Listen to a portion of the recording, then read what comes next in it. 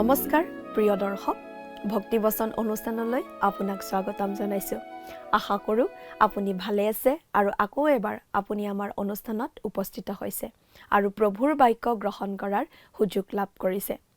অশেষ ধন্যবাদ আপুনি আমাৰ এই অনুষ্ঠানত নিয়মিতভাৱে অধ্যয়ন কৰি থকাৰ বাবে।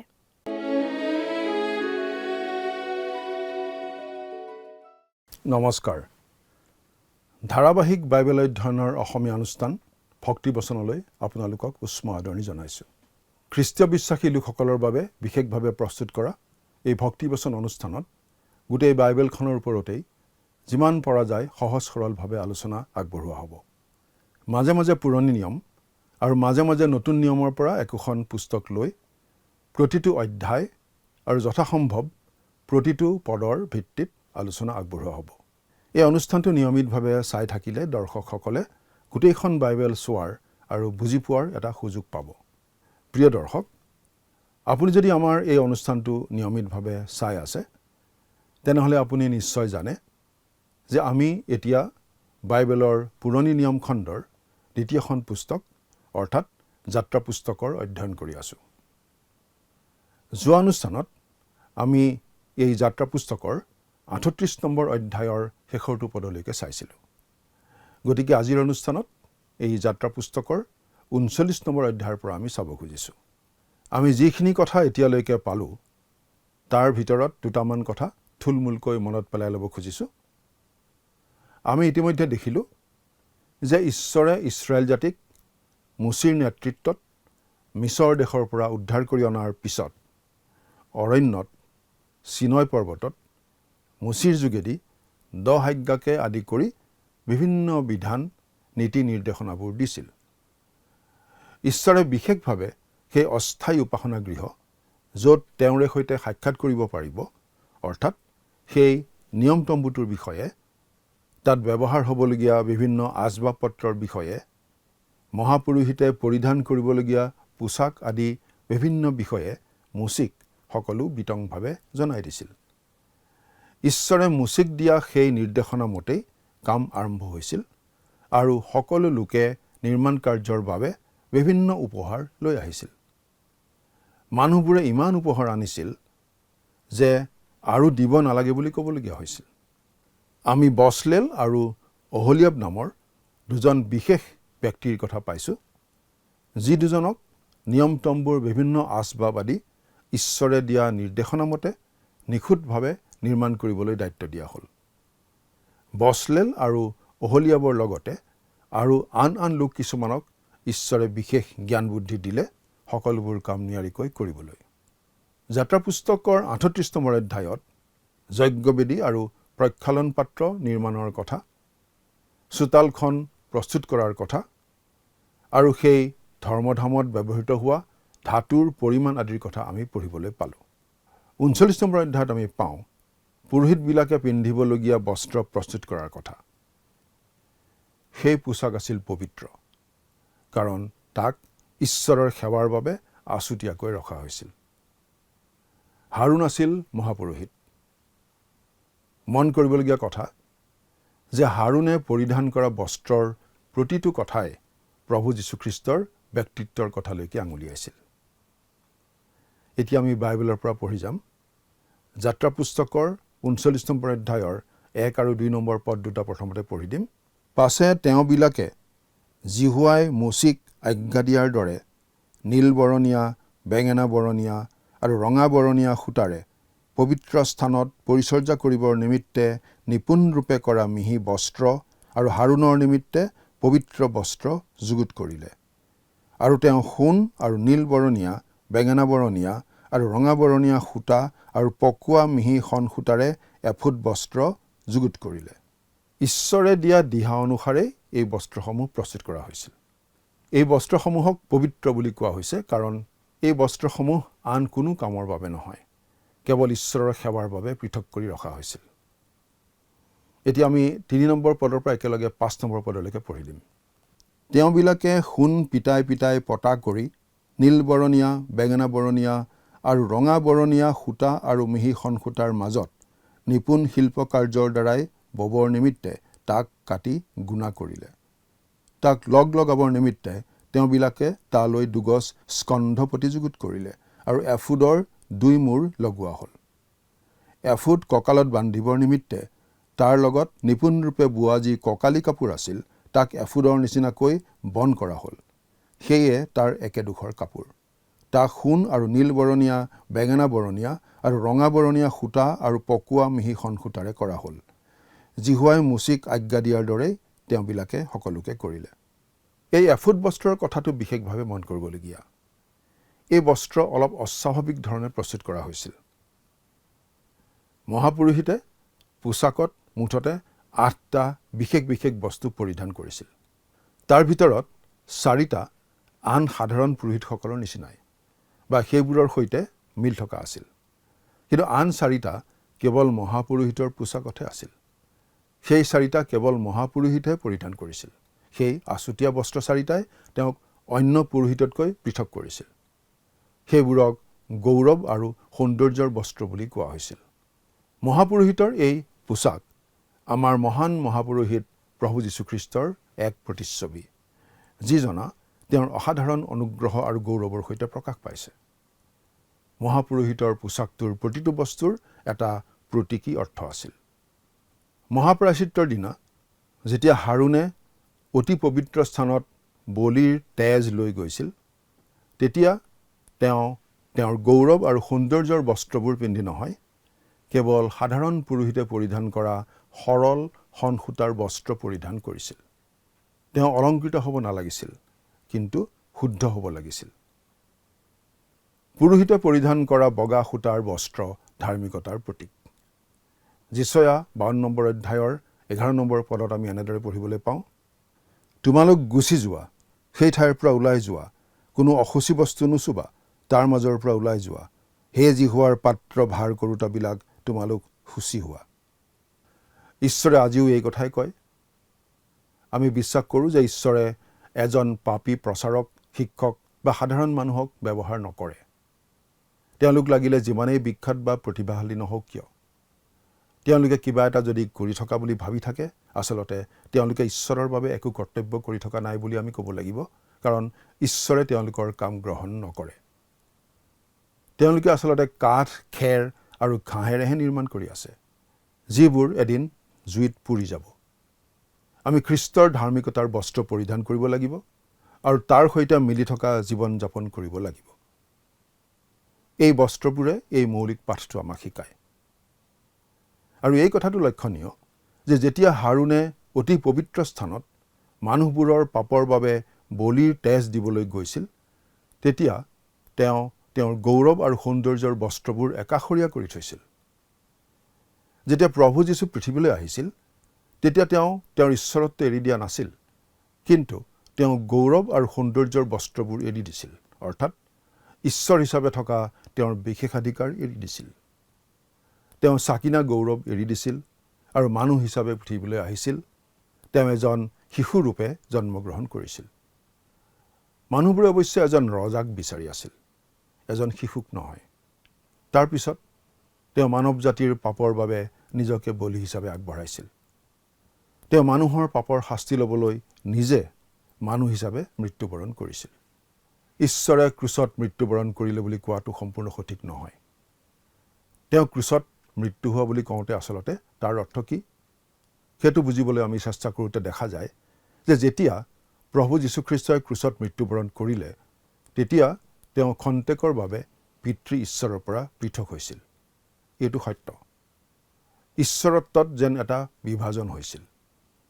যেতিয়া খ্ৰীষ্টক আমাৰ বাবে পাপস্বৰূপ কৰা হৈছিল, যদিও তেওঁ নিজে পাপ নাজানিছিল। 2 কৰিন্থিয়া 5 নম্বৰ অধ্যায়ৰ 21 নম্বৰ পদত এনেদৰে লিখা আছে, আমি তেওঁত ঈশ্বৰীয় ধাৰ্মিকতা স্বৰূপ হ'বলৈ যিজনাই পাপ জনা নাই, সেইজনাকে তেওঁ আমাৰ নিমিত্তে পাপ স্বৰূপ কৰিলে। কিন্তু সেই মুহূৰ্ততো পিতৃ ঈশ্বৰ খ্ৰীষ্টত আছিল। তেওঁ পৃথিৱীক নিজৰ সৈতে মিলন কৰাই লৈছিল। 2 কৰিন্থিয়া 5 নম্বৰ অধ্যায়ৰ 19 নম্বৰ পদত এনেদৰে পঢ়িবলৈ পাওঁ, সেই মিলনৰ কথা এই, ঈশ্বৰে খ্ৰীষ্টত থাকি জগতৰ অপৰাধ নিলিখি তেওঁৰে সৈতে তেওঁবিলাকৰ মিলন কৰি আছিল আৰু সেই মিলনৰ কথা আমালৈ গতাই দিলে। এইটো এটা নিগূঢ় ৰহস্য, যিটো আমি সম্পূৰ্ণৰূপে বুজিব নোৱাৰোঁ। আচলতে কোনেও এই কথাটো সম্পূৰ্ণৰূপে বুজিব পৰা নাই। মহাপুৰোহিতে পৰিধান কৰা গৌৰৱ আৰু সৌন্দৰ্যৰ বস্ত্ৰবোৰ অতি সুন্দৰ আছিল।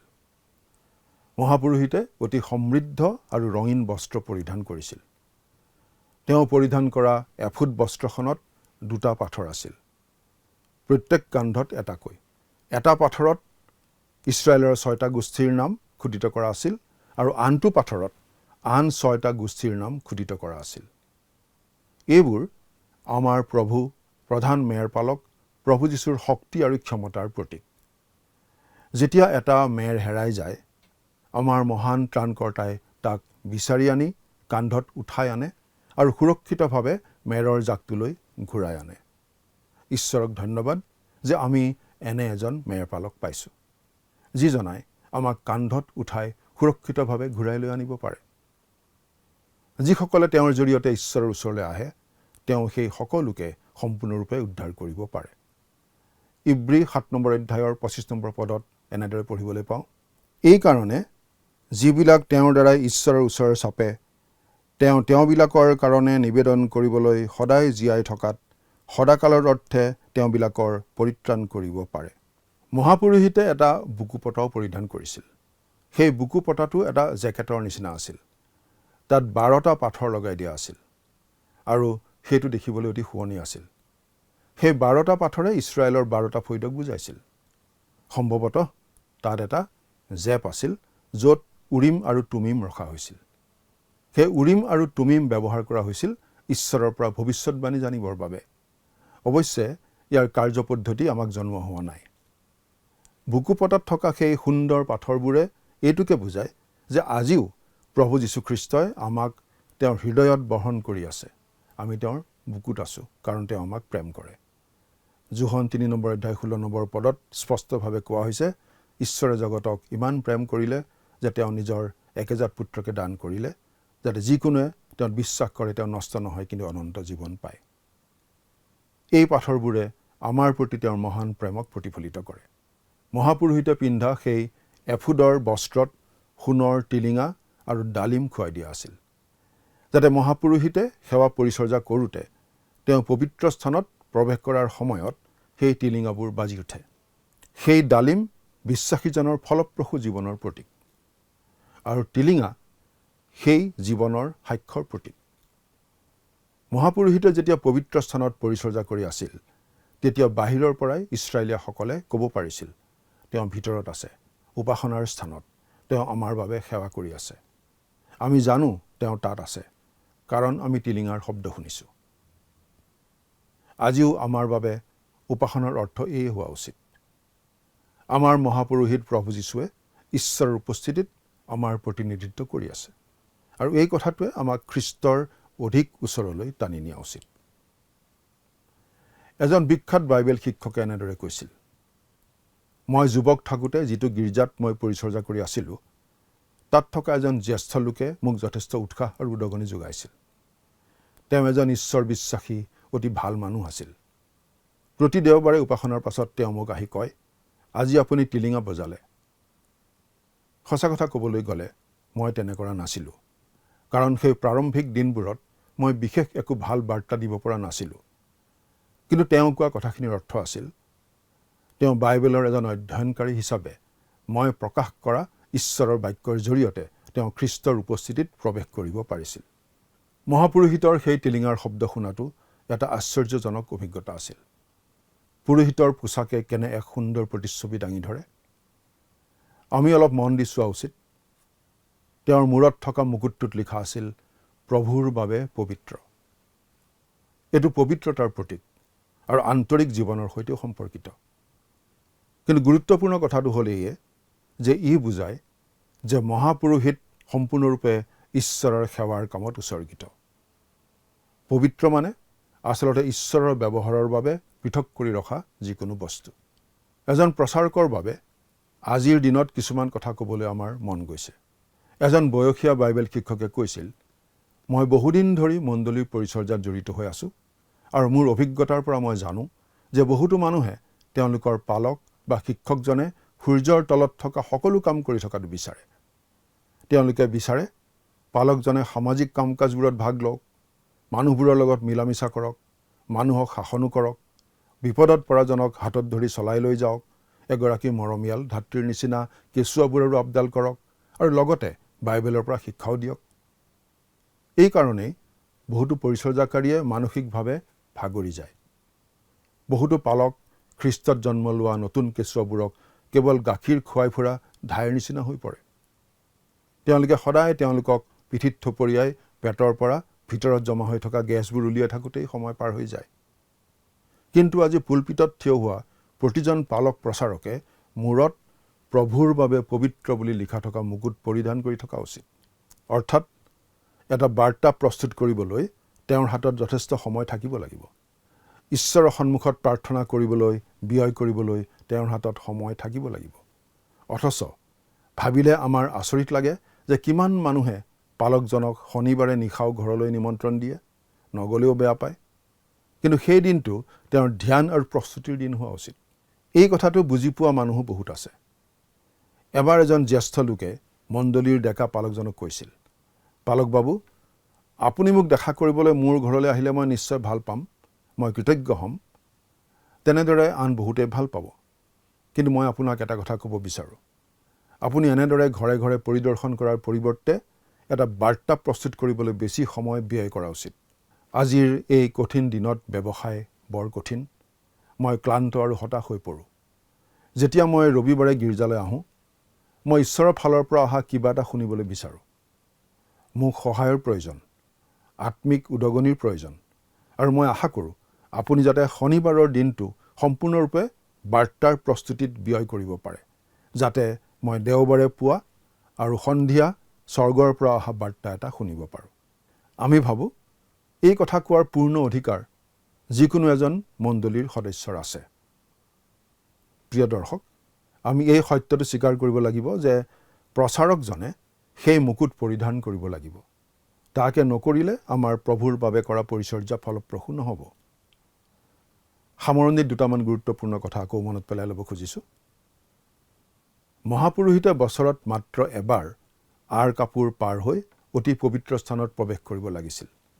মহাপুৰোহিতে বছৰত মাত্ৰ এবাৰ আঁৰ কাপোৰ পাৰ হৈ অতি পবিত্ৰ স্থানত প্ৰৱেশ কৰিব লাগিছিল। সেই দিনটোক মহাপ্ৰায়শ্চিত্তৰ দিন বোলা হৈছিল। সেইদিনা মহাপুৰোহিতে সচৰাচৰ পিন্ধা জাকজমকীয়া পোছাকৰ পৰিৱৰ্তে আন পুৰোহিতসকলে পিন্ধাৰ নিচিনা সাধাৰণ শণ সূতাৰ বগা পোছাকযোৰ পিন্ধিব লাগিছিল। বগা ৰংটোৱে বুজাইছিল ধাৰ্মিকতা। জাকজমক সাজ এৰি সাধাৰণ বগা ৰঙৰ পোছাক পিন্ধা কাৰ্যটোৱেও প্ৰভু যীশুলৈকে আঙুলিয়াইছিল। প্ৰভু যীশুৱেও সৰগৰ সকলো জাকজমকতা এৰি থৈ সাধাৰণ মানুহ হিচাপে জন্ম লৈ পৃথিৱীলৈ আহিছিল, মানুহৰ পাপৰ প্ৰায়শ্চিত্ত কৰিবলৈ।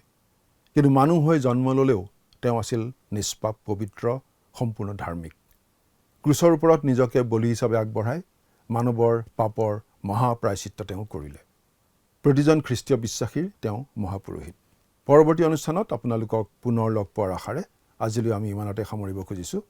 আহকচোন সামৰণিত পৰম পিতা পৰমেশ্বৰৰ ওচৰত খন্তেক প্ৰাৰ্থনাত মৌনত কৰোঁ। আমি প্ৰাৰ্থনা কৰিম।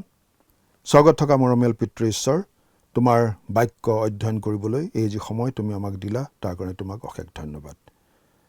তোমাৰ বাক্যৰ যোগেৰে আমি আকৌ এবাৰ মনত পেলাবলৈ পাৰিলোঁ, প্ৰভু যীশুৱে সৰগৰ সকলো জাকজমকতা এৰি সাধাৰণ মানুহ হিচাপে এই পৃথিৱীলৈ আহিল, মানুহ হিচাপে জন্মগ্ৰহণ কৰিলে, মানুহৰ নিচিনাকৈ ডাঙৰ দীঘল হ'ল আৰু মানুহৰ সলনি মানুহ হিচাপে ক্ৰুচত নিজকে বলি হিচাপে অৰ্পণ কৰিলে আৰু তেওঁৰ পবিত্ৰ তেজেৰে আমাৰ মহাপ্ৰায়শ্চিত্ত কৰিলে। একমাত্ৰ আমাৰ প্ৰতি থকা প্ৰেমৰ বাবেই এই সকলো কষ্ট স্বীকাৰ তেওঁ কৰিলে আৰু সেই অনুগ্ৰহৰ বাবে আজি আমি তেওঁত বিশ্বাস কৰি আমি পৰিত্ৰাণ পাব পাৰিছোঁ। এই সকলো অনুগ্ৰহৰ বাবে তোমাক অশেষ ধন্যবাদ। প্ৰাৰ্থনা কৰিছোঁ প্ৰভু, আমাৰ এই অনুষ্ঠান চাই থকা দৰ্শকসকলৰ বাবেও তেওঁলোকৰ জীৱনতো তোমাৰ সেই প্ৰেম বিশেষভাৱে প্ৰকাশ পাই উঠিবলৈ দিবা। তেওঁলোকৰ জীৱনত থকা সকলো প্ৰয়োজনসমূহ তুমি পূৰণ কৰিবা। আত্মিকভাৱে যাতে তেওঁলোক তোমাৰ পৰা বিশেষভাৱে আশীৰ্বাদ প্ৰাপ্ত হ'ব, তেওঁলোকৰ ওপৰত এনে অনুগ্ৰহ থাকিবলৈ দিবা। কিয়নো প্ৰাৰ্থনা আমাৰ মহান ত্ৰাণকৰ্তা নাছৰীয়া যীশুৰ নামত আগবঢ়াইছোঁ। আমেন। প্ৰিয় দৰ্শক, আমি ঈশ্বৰৰ যি পবিত্ৰ বাক্য শুনিলোঁ আৰু এই বাক্যৰ দ্বাৰা আপোনাৰ জীৱনত ফলপ্ৰসূ হ'ব বুলি বিশ্বাস ৰাখোঁ। আপোনাৰ যদি কোনো বিষয় জানিবলগীয়া থাকে তেন্তে আমাক যোগাযোগ কৰিব পাৰে। ঈশ্বৰে আপোনাক আশীৰ্বাদ কৰক। নমস্কাৰ।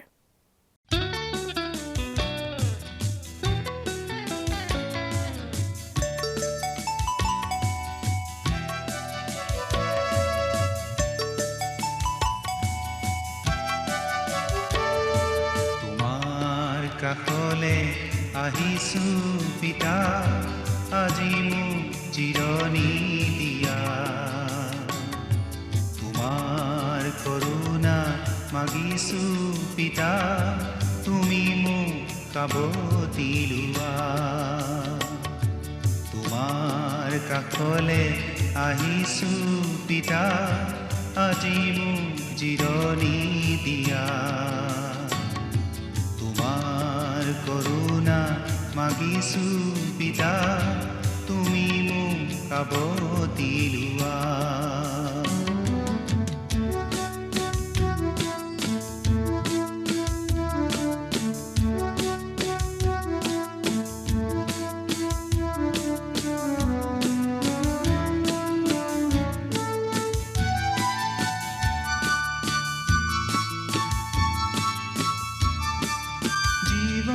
বাটত ইমান নিৰাশা, মাথো দুখেৰে ভৰা।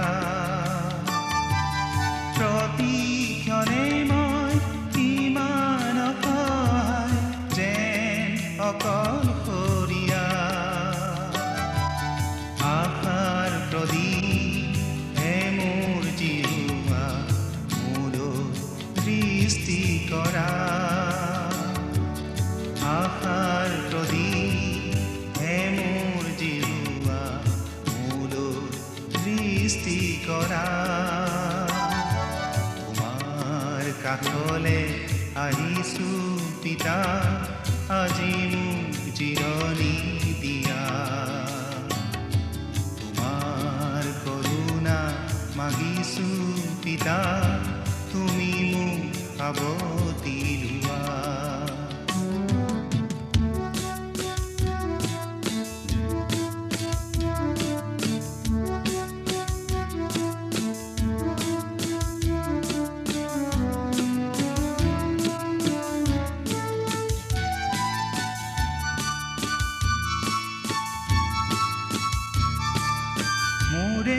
জীৱন আজি সপিলো যিছু তোমাৰে কাষ।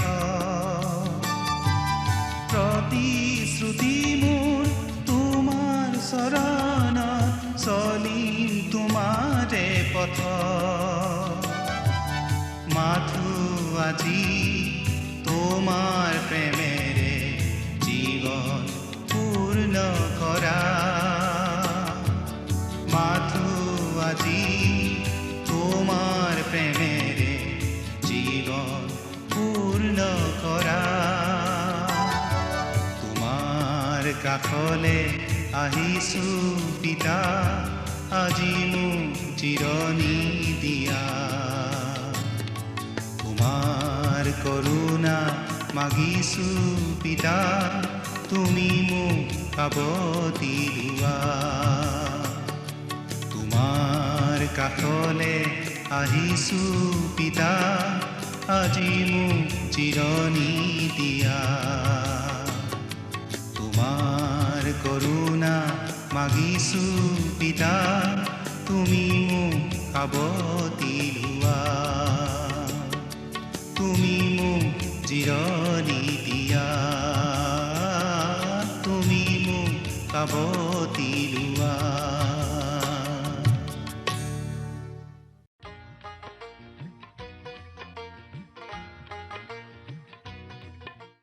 যোৱা অনুষ্ঠানত প্ৰচাৰিত প্ৰশ্নটিৰ শুদ্ধ উত্তৰটো হৈছে অপশ্যন বি, খ্ৰীষ্টৰ মানৱতা।